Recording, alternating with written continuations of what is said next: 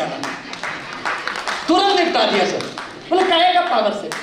Sir अपन अब क्या करते हैं, लाइट गई हुई थी, मैं घर के दरवाजे के पास पहुंचा, मैं मोबाइल से टॉर्च दिखाने लगा, पत्नी ताला खोलने लगी, 1 बार 2 बार 3 बार ताला खुले ही नहीं, पत्नी फिर, ये ताला भी बिल्कुल आपके ही जैसा है, किसी काम का नहीं, आप ही खोलो।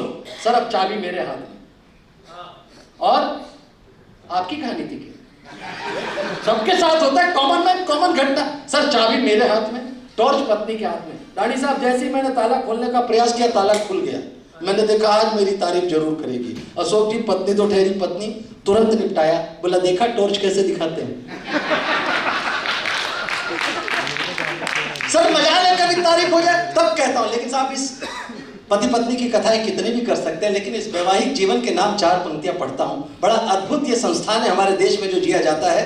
हम कितनी शामें लेट पहुंचते हैं, हमको भी नहीं पता होता, हमारी पत्नी को भी नहीं पता होता। उस तमाम पीड़ा के नाम, उस इंतजार के नाम 4 पंक्तियां कहता हूं। होता क्या मेरा संग, तमाम पतियों की तरफ से पत्नियों के लिए होता। अभी अनिल जी पति पत्नी की बात कर रहे थे, इसलिए मुझे ये समापन यहां भी करना पड़ता है। होता क्या मेरा संग जो मेरे वो ना होती, होता क्या मेरा संग जो मेरे वो ना होती, मेरी खुशी पे हंसती है मेरे लिए रोती, कैसे चुकाऊं मोल मैं उस इंतजार का, कैसे चुकाऊं मोल मैं उस इंतजार का, जब तक न पहुंचू घर न जाने क्यों नहीं सोती, जब तक न पहुंचू घर न जाने क्यों नहीं सोती, जब तक न पहुंचू घर न जाने क्यों नहीं। बहुत बढ़िया आप लोग सुन रहे हैं, सचमुच आप जैसी ऑडियंस हो तो खाली कुर्सियों के ऊपर नजर नहीं जाती। हम तो हजारों की भीड़ में कवि सम्मेलनों में जाते रहते हैं, जब हजारों लाखों श्रोता होते हैं तो हमको ऐसा लगता है कि हम 5 स्टार होटल में खाना खाने आए हैं। लेकिन जब आप जैसे परिवार के लोग बैठे होते हैं, अशोक जी मैं धन्यवाद देता हूं तब कहता हूं, जब आप जैसे परिवार के लोग बैठे होते हैं तो ऐसा लगता है कि हम अपने घर में बैठकर मां के हाथों से गर्म रोटियां खा रहे हैं। आइए इस क्रम को आगे बढ़ाते हैं। एक छोटा सा गीत 2-3 मिनट का, गजेंद्र भैया एक नया गीत इन दिनों मां ने दिया है। इस पूरे 3 हिंदी पखवाड़े से इसको गाना प्रारंभ किया और जहां गाया, जहां इसको प्रस्तुत किया, मुझे श्रोताओं का भरपूर प्यार मिला। आज ये नराकाश इसको अगर अप्रूव कर देगा तो मैं दुगने उत्साह से इस गीत को आगे की यात्राओं में पढ़ पाऊंगा। क्या है हम हास्य व्यंग्य के जीवन, कवियों के जीवन का लक्ष्य, उस लक्ष्य को 3 मिनट की एक कविता में, एक गीत में आपके साथ साझा करता हूं। हम हास्य व्यंग्य के कवियों के जीवन का लक्ष्य क्या है?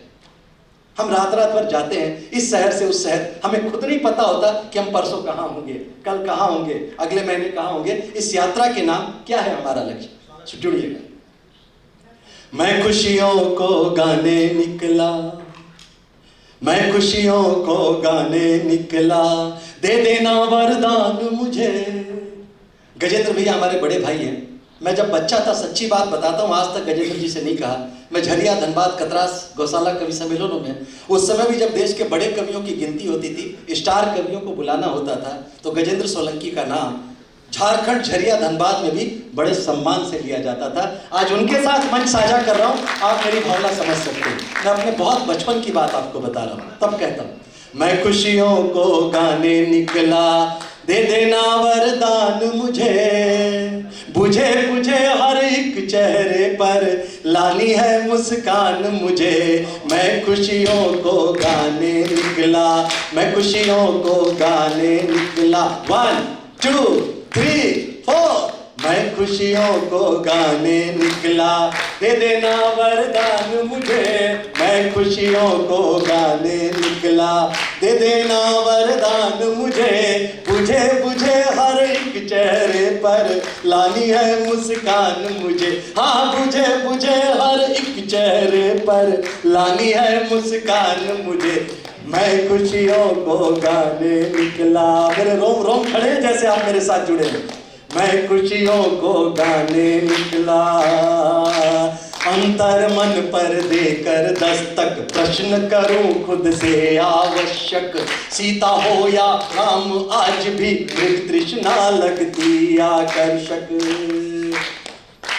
अंतर मन पे दस्तक देकर पूछता हूं, उस युग में सीता राम मृग तृष्णा से नहीं बच पाए। वो स्वर्ण हिरण मारीच जो हिरण का रूप धर के आता है, सोने का हिरण बन के आता है और मां सीता और भगवान राम तक को छल लेता है।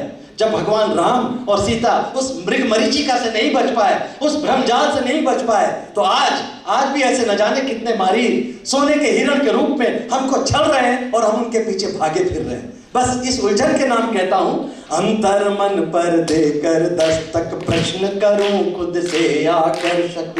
अंतर मन पर देकर दस्तक प्रश्न करूं खुद से आवश्यक। सीता हो या राम आज भी मृग तृष्णा लगती आकर्षक।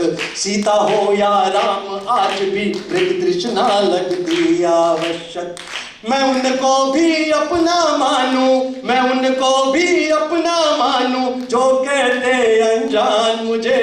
मैं उनको भी अपना मानूं जो कहते अनजान मुझे। बुझे बुझे हर एक चेहरे पर लानी है मुस्कान मुझे। मैं खुशियों को गाने निकला। और आगे चलते हैं। किसको रत्न मिले सागर से, किसको अमृत पान मिला। मर कर जो अमृतत्व को पाए उसको ही सम्मान मिला। बड़ी जिम्मेदारी से एक टिप्पणी करता हूं, जुड़िएगा मेरे साथ। लगे मैंने आपके मन की बात कह दी, लगे कि मैंने सच्ची बात कह दी तो आशीर्वाद दीजिएगा। जो स्वयं को खर्च करता है, जुड़िएगा, ध्यान दीजिएगा, जो स्वयं को खर्च करता है जमाना उसे ही गूगल पे सर्च करता है। किसको रत्न मिले सागर से, किसको अमृत पान मिला। मर कर जो अमृतत्व को पाए उसको ही सम्मान मिला। याद रहूं शिव शंभू जैसे, याद रहूं शिव शंभू जैसे करना है विषपान मुझे। याद रहूं शिव शंभू जैसे करना है विषपान मुझे। बुझे बुझे हर एक चेहरे पर लानी है मुस्कान मुझे। मैं खुशियों को गाने निकला। और अंतिम मत सौंपता हूं, जिस मन से आपने सुना मेरा जोश और बढ़ गया। मैं निश्चिंत हूं कि मंचों पर अच्छी कविता सुनी जाती है, इसलिए हम अच्छी कविता सुनाएंगे। आप जैसे श्रोता हर जगह मिलते रहे, हमारी कलम माँ भारती है, माँ सरस्वती ऐसे ही चलाती रहेगी। तब अंतिम बंद आपको सौंपता हूं। अश्व भला कैसे ना दौड़े, पंछी कैसे उड़ना छोड़े। युग बदला प्रकृति न बदली, फिर क्यों हम उम्मीदें छोड़े। ना घोड़े ने दौड़ना छोड़ा, ना पंछी ने उड़ना छोड़ा। छोड़ दिया तो बस हमने और आपने मिलना मिलाना। छोड़ दिया तो बस हमने और आपने हंसना हंसाना। लेकिन वो आशावाद जिंदा है, वो सकारात्मकता जिंदा है, जिसके कारण ये आयोजन होते हैं और ये कहने की हिम्मत होती है क्या, अश्व भला कैसे ना दौड़े, पंछी कैसे उड़ना छोड़े। युग बदला प्रकृति न बदली, फिर क्यों हम उम्मीदें छोड़े। कैसे अपनेपन को बढ़ाऊं, कैसे अपनेपन को बढ़ाऊं करना अनुसंधान मुझे। कैसे अपनेपन को बढ़ाऊं करना अनुसंधान मुझे। बुझे बुझे हर एक चेहरे पर लानी है मुस्कान मुझे। मैं खुशियों को गाने निकला। आसान पंक्तियां गाएं मेरे साथ एक बार। मैं खुशियों को गाने निकला, मैं खुशियों को गाने निकला। दे देना वरदान मुझे, मैं खुशियों को दे देना वरदान मुझे। बुझे बुझे हर एक चेहरे पर लानी है मुस्कान मुझे। हाँ बुझे बुझे हर एक चेहरे पर लानी है मुस्कान मुझे।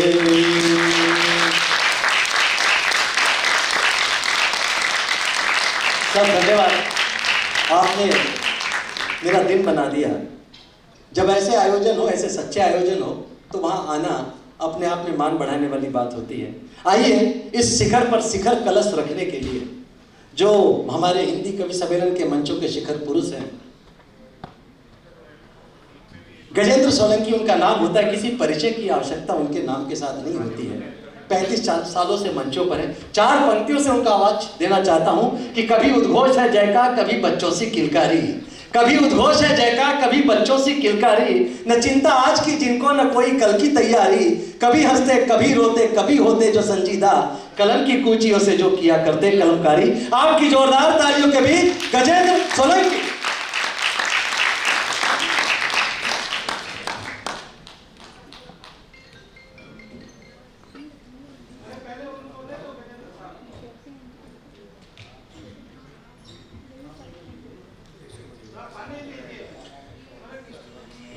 आग लगाने आया हो या पानी लेके? तो ये भैया बहुत अच्छा, बहुत देर से प्रतीक्षा कर रहा था मैं।